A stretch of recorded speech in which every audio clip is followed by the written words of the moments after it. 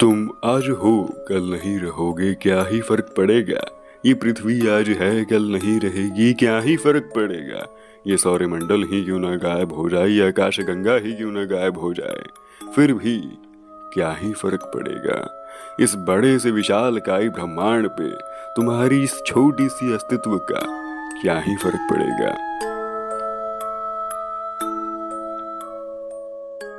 कल को इस इंसानियत को मिटा ही क्यों ना दिया जाए, फिर भी क्या ही फर्क पड़ेगा। तुमसे बात करते करते ही ना जाने कितने ही आकाश गंगाएं खत्म हो चुकी होंगी, पर क्या तुम्हें इससे फर्क पड़ा?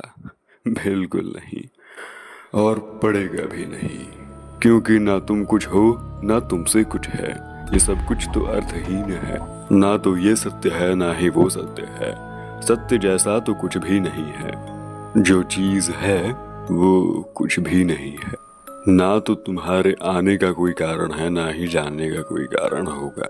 ये तो तुमने खुद ही अपने दिमाग को दे रखे हैं कुछ ऐसे लक्ष्य जिससे छुपा सको तुम अपना खुद का असल कारण, कि तुम भी अर्थहीन हो। निहिलिज्म एक ऐसी फिलॉसफी जो ना तो सत्य को मानती है ना ही आध्यात्मिक ज्ञान को, ना इस जगत को ना उस जगत को, ना भगवान को, ना अपने आप को ना अपने बाप को। हर जवाब के बाद छोड़ जाती है ये नकारात्मकता के छाप को। सुनने में लगेगा कि भला ये कैसी फिलॉसफी है जो हर चीज को नकार दे रही है, पर यही तो इस फिलॉसफी की सबसे खास बात है कि यह हर चीज को नकार देती है, क्योंकि इन्हें फर्क नहीं पड़ता। निहिलिज्म का मतलब ही नथिंग है। निहिलिज्म के प्रमुख रूप से 3 भाग होते हैं। सबसे पहला एक्सटेंशनलिज्म निहिलिज्म, जिसका जिक्र मैंने वीडियो की शुरुआत में किया था, कि हर पल तुम अपने आप को एहसास दिलाते हो कि तुम्हारा कुछ कारण है, तुम्हारा कोई लक्ष्य है, तुम्हारा कोई उद्देश्य है, क्योंकि ये बात तुम भी जानते हो कि तुम कुछ नहीं हो, पर इस बात को हजम नहीं कर सकते, इस बात को मानना नहीं चाहते हो। इस सत्य से दूर भागने के लिए तुम भी वही कर रहे हो जो बाकी लोग करते हैं, एक भ्रम पैदा करना अपने दिमाग में अपने लक्ष्य को लेकर कि कुछ तो हो तुम, पर सच्चाई ये है कि कुछ भी नहीं हो तुम।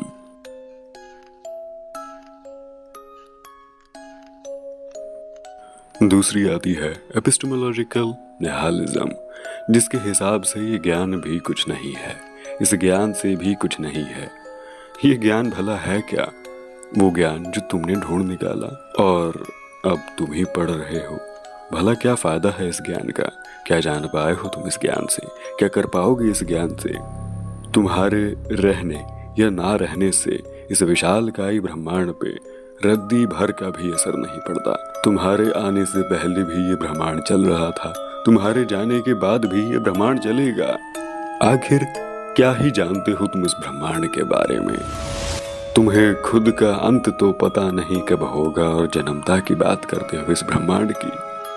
अब तुम इस बात को मानो ना मानो, लेकिन निहिलिज्म इकलौती ऐसी फिलॉसफी है जो तुम्हारे ज्ञान को ही नहीं बल्कि तुमको भी खारिज कर देती है। एक उदाहरण से समझो। कॉस्मिक कैलेंडर के हिसाब से इंसानी जीवन का जन्म हुआ था 31 दिसंबर के आखिरी 6 घंटों में। इसका मतलब कि हम पिछले 1 साल से यहाँ नहीं थे। हम आखिर में आए, हमने आखिर में धर्म बनाए, भगवान बनाए शायद, और फिर हम उसी को सत्य मान बैठे, उसी को ज्ञान मान बैठे, जिस ज्ञान का कोई प्रमाण नहीं, प्रत्यक्षता का कोई प्रमाण नहीं। भला किस चीज को प्रत्यक्ष प्रमाण मान रहे हो तुम? उन वेदा को जो 4 और 5 हजार साल पहले लिखी गई है, या वो किस्से कहानियां जो तुमने अपने दादा दादियों से सुने हैं? मान भी लिया जाए कि अगर तुम्हारा धर्म सबसे प्राचीन है, फिर भी पिछले 1 साल से कहाँ था सब? कहाँ थे 1 साल से आपके भगवान? कहाँ था 1 साल से आपका ये आध्यात्मिक ज्ञान? नंबर 3, नैतिकता एक ऐसा शब्द जो अपने साथ आशावाद को लेके आता है, पर शायद अब नहीं। मॉरल निहिलिज्म, नैतिकता की नकारात्मकता। कमाल है। क्या है नैतिकता? किस बात पे टिकी है भला ये नैतिकता? कल को मैं कह देता हूं कि मान लो राजू को 4 शादियां करना सही है, जाया है। ये बात बोलने के लिए मेरे पीछे हजारों लाखों करोड़ों लोग खड़े हैं, तो क्या ये बात सही है, ये गलत? बेरोजगारों की माने तो सही है, पर हमें उनसे क्या ही फर्क पड़ता है। Back to our topic. आपकी नैतिकता केवल इस बात पर टिकी हुई है कि क्या अधिकांश लोग उस बात से सहमत है? अगर हाँ, तो वो बात सही है, वो बात नैतिक है। यही कारण है कि कहीं 4 शादियां सौभाग्य है तो कहीं दुर्भाग्य। जो वहाँ के अधिकांश लोग बोलते हैं वही परम सत्य है, वही नैतिक है। क्या लगता है तुम्हें जो आतंकवादियों को तुम देखते हो, क्या वो नैतिक नहीं है? वो भी नैतिक है। अपने अपने मूल्यों पे सब नैतिक है। भला खुद सोचो, किसी आतंकवादी हमले में उनके माँ बाप चल बसे। वो आतंकवाद फैलाने वाला एक ऐसा देश था जो लोगों की नजरों में काफी वाइट वॉश्ड है। सहनशील, शक्तिशाली, समझदार देश है। क्या लगता है, क्या लोग उस पर उंगली उठाएंगे? कभी नहीं। पर हाँ, ऐसे में जिस घर के माँ बाप मारे गए, उसका लड़का बंदूकें जरूर उठाएगा, और ये उसके लिए नैतिकता ही तो है। बदला ले लेना, प्रतिशोध ले लेना नैतिकता है उसकी। जिस बात को बढ़ावा देने के लिए कई सारे लोग मिल जाएंगे उसको, विच मीन्स कि नैतिकता कोई एब्सोल्यूट चीज नहीं है। ये बदलते रहती है और बदलते रहेगी। ना सिर्फ नैतिकता, बल्कि सच्चाई भी कुछ ऐसी ही है। जिसने पहली बार कहा कि पृथ्वी गोल है, वो मारा गया। जिसने सबसे पहली बार कहा कि हाथ धो, उसे सलाखों के पीछे डाला गया। ये क्या है? नैतिकता की नींव ही डगमगाई हुई है, तुम्हारे अस्तित्व की तरह। असल में तुम इस बात को जितनी जल्दी समझ लो बेहतर होगा कि ना तो तुम कुछ कल थे, ना आज हो, ना आगे रहोगे। तुम कुछ भी नहीं हो और ना ही तुमसे कुछ है। तुम इंग्लिश में क्या बोलते हैं?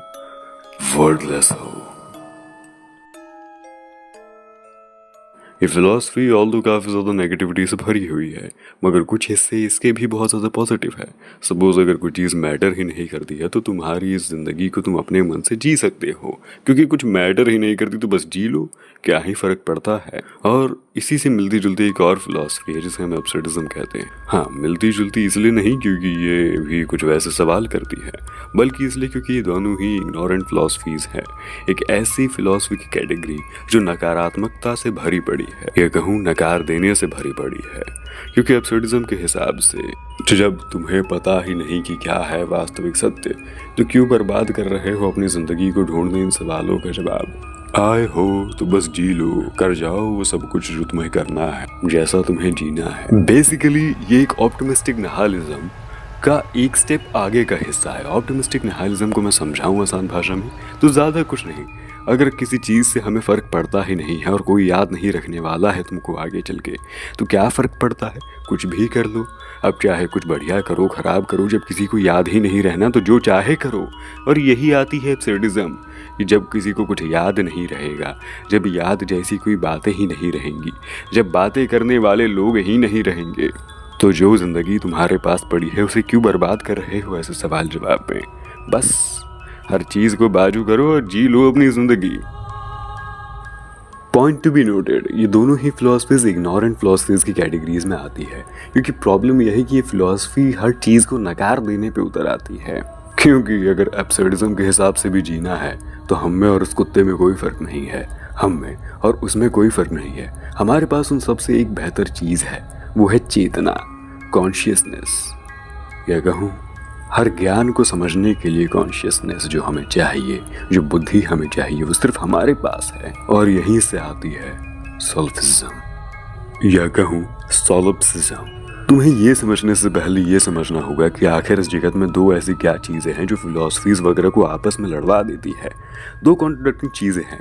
एक आपकी कॉन्शियसनेस, यानी कि कहने का मतलब यह है कि जो भी चीज़ आप सोच रहे हो, कर रहे हो, वो केवल और केवल आपका दिमाग ही तो है, आपकी वो चेतना ही तो है जो आपको मजबूर कर रही है इतना सब कुछ करने पे। तो क्या पता, हो सकता है कि ये जगत मिथ्य है, और अगर मिथ्य है तो हमें जानना होगा कि सच्चाई क्या है। तो वहीं दूसरी ओर आती है एक मटेरियलिस्टिक दुनिया, जिसके हिसाब से ये मिथ्य नहीं, यही असल जगत है। और जो कॉन्शियसनेस और चेतना की तुम बात कर रहे हो वो बेवकूफ़ी से भरी है, क्योंकि वो बार बार तुम्हें ड्रग्स और धूम्रपान की तरह काट देती है असल जगत से। वो असल जगत जो तुम अभी देख रहे हो, जो जगत तुम जी रहे हो, तुम सिर्फ भागना चाहते हो सच्चाई से, इस दुनिया से, और उसका मुखौटा तुम छुपा रहे हो अपनी उस ऊट पटांग फिलॉसफी से। Sound similar like realism. Realism भी तो कुछ ऐसा ही कहती है कि क्या फर्क पड़ता है, भोसड़ी वाली, यही सच है, यही सब कुछ है, यहीं जिएगा यहीं मरेगा, तुझे करना है वहीं कर, यहीं कर। पर इन दोनों के ठीक विपरीत आती है ये फिलॉसफी, जिसका मानना यह है कि असल में आपकी चेतना ही सत्य है। क्योंकि आखिर जो चीज़ें आप अभी बता रहे हो कि क्या सत्य है क्या असत्य है, वो केवल और केवल इस कारण ही बता रहे हो क्योंकि आपके पास चेतना है। अगर ये चेतना ही आपके पास नहीं होती तो आप नहीं बता पाते कि क्या हो रहा है या क्या होगा, क्या सत्य हो सकता है और क्या नहीं हो सकता है। आपकी सारी नैतिकता से लेकर सारे सवालों के जवाब केवल और केवल इसी कारण आप दे पा रहे हो क्योंकि आपके पास कॉन्शियसनेस है, एक चेतना जैसी चीज़ है। और इस फिलॉसफी के मायनों में यही सत्य है। जब आपके पास चेतना ही नहीं होगी तो उस बुद्धि का कोई कारण नहीं बनता, और अगर बुद्धि नहीं होगी तो ज्ञान का कोई मतलब नहीं बनता। कुल मिला के आप केवल और केवल जो चीज़ कर सकते हो उसको कॉन्शियसनेस मानते हो और वही सत्य हो जाती है, और बाकी चीज़ों को आप नकार देते हो। Sounds pretty similar no? हाँ, अद्वैत। लेकिन अद्वैत फिलॉसफी थोड़ी सी अलग है, क्योंकि वहाँ पर सिर्फ चेतना की बात नहीं करी गई है, वहाँ पे आत्मन की बात करी गई है। और आत्मन और चेतना का कॉन्सेप्ट काफ़ी अलग है। मैं उस पर भी आऊँगा क्योंकि इंडियन फिलॉसफीज़ के लिए मैं एक अलग वीडियो लाने वाला हूँ। इधर सिर्फ हम वेस्टर्न फिलॉसफीज़ वगैरह के बारे में बात करेंगे। मैं सोचता हूँ इसीलिए मैं हूँ। इस फिलॉसफी के निर्माणकर्ता कि ये शब्द थे, ये बात समझाने के लिए कि आपके अस्तित्व का कोई भौतिक रूप नहीं है। ये सब कुछ तो केवल और केवल जो आप देख रहे हैं वो इमेजिनरी वर्ल्ड है, वो इमेजिनरी वर्ल्ड जो आपके दिमाग ने खुद ही इमेजिन किया है, खुद में ही एक ऐसा स्वरूप बना दिया जो आपका अस्तित्व बन चुका है। अब तुम में से कई लोग होंगे जो कहेंगे कि क्या हमारी चेतना इतनी मजबूत है, इतनी शक्तिशाली है कि हम सब कुछ इमेजिन कर सकते हैं? हाँ, बिल्कुल है। ज़रा तुम खुद सोचो, जब तुम सपनों में जीते हो तब तक तुम्हें खुद मालूम नहीं रहता कि वो सपना है। तुम उस सपने में महसूस कर पाते हो हर एक उस चीज़ को जो तुमने ना तो उससे पहले कभी जी है ना ही देखी है। तुम्हारी चेतना इतनी शक्तिशाली है कि वो तुम्हें वो चीज़ अनुभव करा सकती है जो तुमने करी भी नहीं है। तो क्या ये मुमकिन नहीं कि जो चीज़ें तुम देख रहे हो ये भी केवल और केवल तुम्हारी चेतना का खेल हो? मेरा अस्तित्व ही मैं हूँ, मेरा जगत ही मैं हूँ, मुझ में ही जगत है, मैं ही जगत हूँ। असल में वास्तविकता ही मैं हूँ। क्या होगा अगर मैं इसे थोड़ा सा सेल्फिश टोन दे दूं? लाइक मैंने कहा कि वास्तविकता ही मैं हूं, मैं ही वास्तविकता हूं, सिर्फ मैं हूं। और यहाँ पर आती है नार्सिसिस। बेसिकली इन अ नटशेल ये एक सेल्फिशनेस से भरी हुई पर्सनालिटी है जिसकी फिलॉसफी या कहूँ आइडियोलॉजी सिर्फ इस बात पर टिकी हुई है कि मैं ही हूँ, जो है वो सिर्फ मैं हूँ। और ये इस बात में इस हद तक रन चुके हैं कि इनके सामने या इनके पीछे, इनके आजू बाजू चाहे कोई भी क्यों ना हो, ये सिर्फ अपने आप को प्रायोरिटी देंगे। वैसे इस हिसाब से देखा जाए तो कहीं ना कहीं इस फिलॉसफी को जाने बिना भी तुम वही करते हो। हर वक्त नहीं, लेकिन किसी न किसी वक्त तो तुमने भी यही किया होगा। तो क्या मैं ये कहूँ कि हम सभी एक टेम्पररी नार्सिसिस्ट रहे हैं या रहते हैं?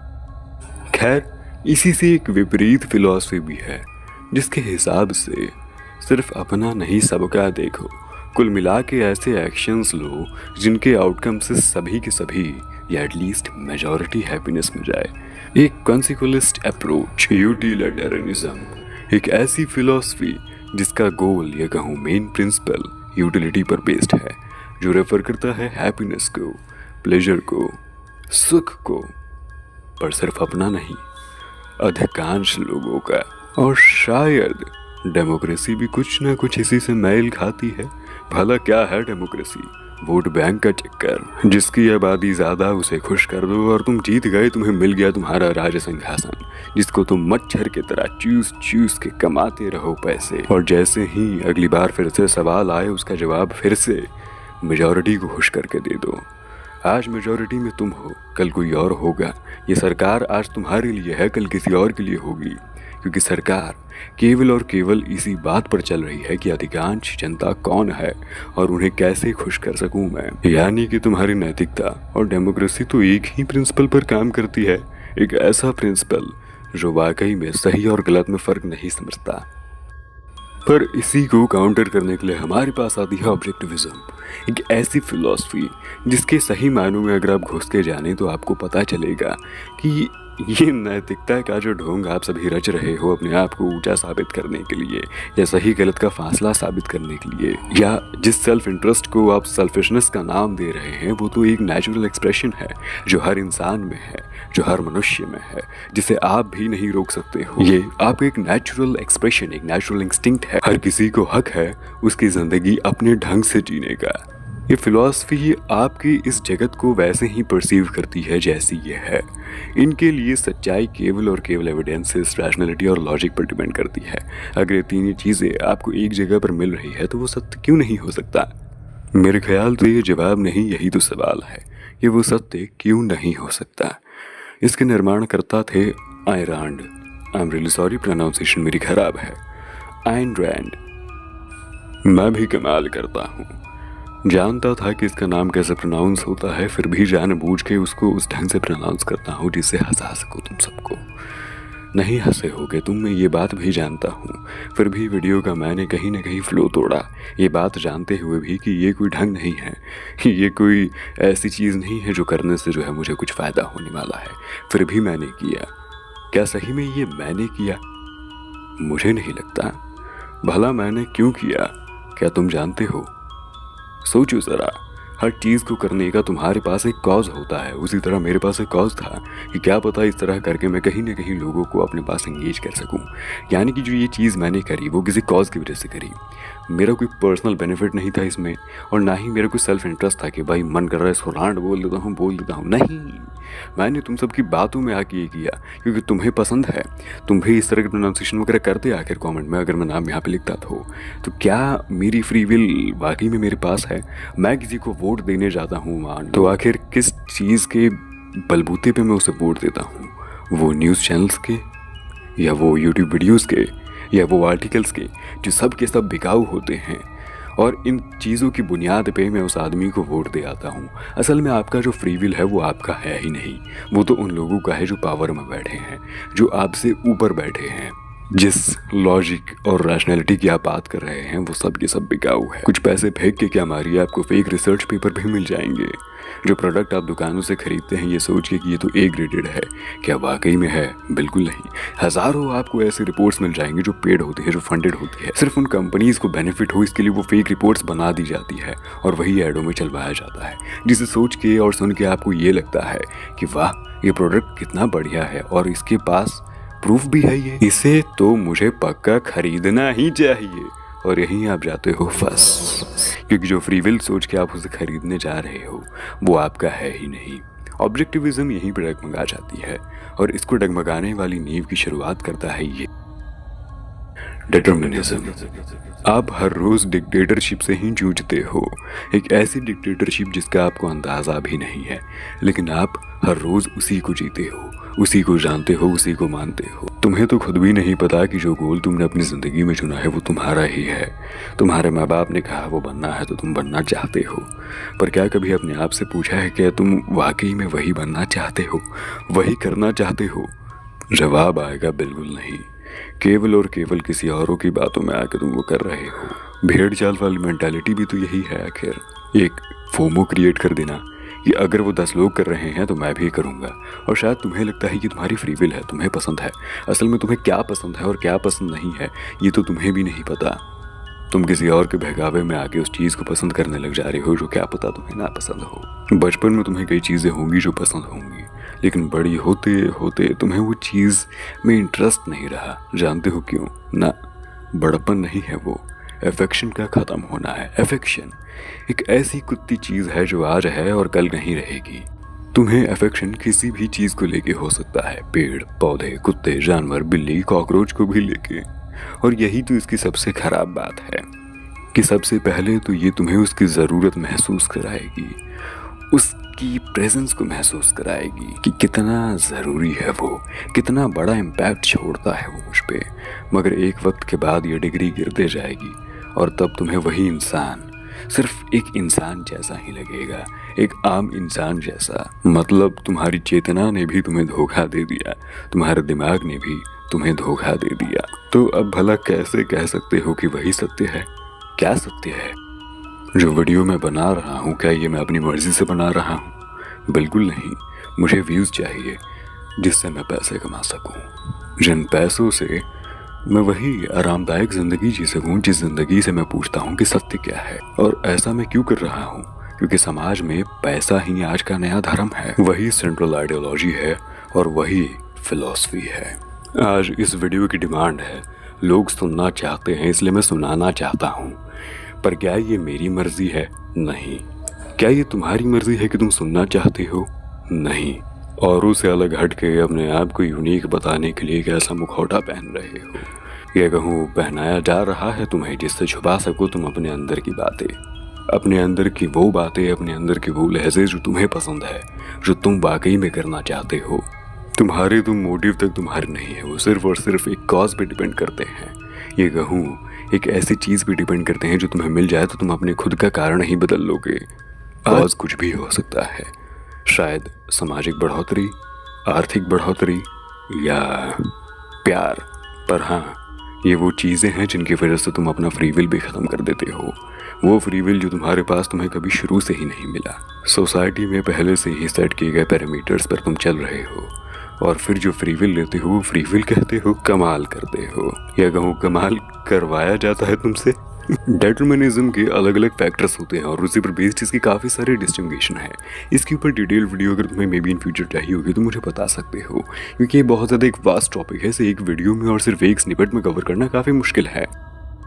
एफेयरिज्म, ये कहूँ रैशनलिज्म, ये दोनों ही एक ही पहलू के दो चेहरे हैं, जहाँ एक तुम्हें कहता है कि तुम कोई भी डिसीजन वगैरह या कहूँ कोई भी एक्शन वगैरह अपने एक्सपीरियंसेस के ऊपर लो, वो एक्सपीरियंसेस जो तुमने वाकई में देखे हैं, जिए हैं और करे हैं, क्योंकि तब जाके जो चीज़ें तुम करोगे वो वाकई में हो सकता है तुम्हारी फ्री विल ही हो। जो तुम एक्सपीरियंस कर सकते हो उसी को सत्य मान चलो। पर इसके साथ समस्या यह है कि तुम्हारी एक्सपीरियंसेस को हम कहीं ना कहीं छेड़ सकते हैं। क्या पता मैं तुम्हारे लिए कोई ऐसा सिचुएशन क्रिएट कर दूं जिससे तुम वो चीज़ें एक्सपीरियंस कर पाओ जो कभी हुई ही ना हो। तुम समझ रहे होगे कि मैं किस चीज़ की ओर इशारा कर रहा हूँ, और यही वजह है कि रैशनलिज्म की ज़रूरत पड़ी कि एक्सपीरियंस के साथ रीज़न भी लाओ, कि जो एक्सपीरियंस तुमने किया उसका क्या रीज़न रहा होगा, और अगर तुम्हें उस चीज़ का रीज़न मालूम चल जाता है तो वो सत्य हो जाता है, वही ट्रुथ हो जाता है, वही सही हो जाता है। रैशनलिस्ट वगैरह के लिए सबसे बड़ा जो टूल होता है वो होता है साइंस और मैथमेटिक्स वगैरह। अगर तुम्हें वहाँ से रीज़न मिल जा रहे हैं तो वाकई में वो सत्य है, और ये उनके लिए टूल की तरह काम करते हैं। यही रीज़न नहीं होता है। कई लोग रैशनलिज्म को काफ़ी गलत ले लेते हैं, और कई लोग होते हैं जो अपने नाम के आगे सिर्फ रैशनल वर्ड लगा लेते हैं तो उन्हें लगता है कि वो रैशनल है। यूजुअली एथिस्ट वगैरह आजकल की डेट में यही गलती करते हैं कि वो ये समझते हैं कि रैशनलिज्म का मतलब ही साइंस और मैथ्स है।